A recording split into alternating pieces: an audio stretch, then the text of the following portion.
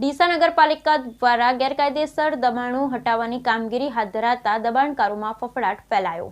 ડીસા શહેરમાં છેલ્લા કેટલાક સમયથી ઠેર ઠેર ગેરકાયદેસર દબાણોનો રાફડો ફાટ્યો હતો અને રોડ રસ્તા સાંકડા બની જતા વાહન ચાલકો અને રાહદારી સહિત સિનિયર સિટીઝનો શાળા કોલેજમાં અભ્યાસ કરતા વિદ્યાર્થીઓને રોજબરોજ અવરજવર કરતા હોય ભારે ટ્રાફિક જામ વચ્ચે મુશ્કેલીનો સામનો કરવો પડી રહ્યો હતો।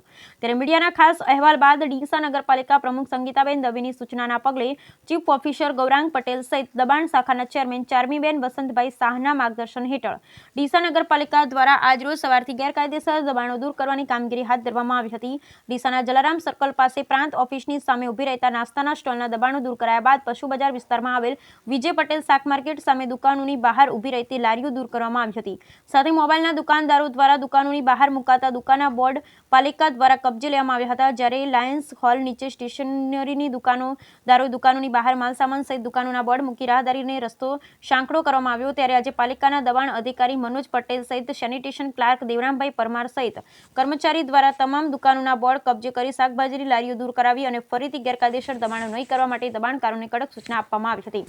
ત્યારે ઘણા સમય બાદ પાલિકા આજે દબાણ હટાવવા ઝુંબેશની શરૂઆત કરતા શહેર ગેરકાયદેસર દબાણ કરતા દબાણકારોમાં ફફડાટ ફેલાયો હતો। જ્યારે ગેરકાયદેસર દબાણ સાથે રેસિડેન્સી એરિયામાં કોમર્શિયલ શોપિંગ સેન્ટરોના નકશા વિરુદ્ધ બાંધકામ કરી દબાણ કરતા દબાણકારો સામે પણ કડક કાર્યવાહી કરવી જરૂરી છે। ડીસા શહેરમાં જ્યાં નજર કરો ત્યાં પાર્કિંગ વગરના શોપિંગ સેન્ટરો નકશા વિરુદ્ધ બાંધકામ થયા હોય તેવા શોપિંગ સેન્ટરો નજરે પડી રહ્યા છે।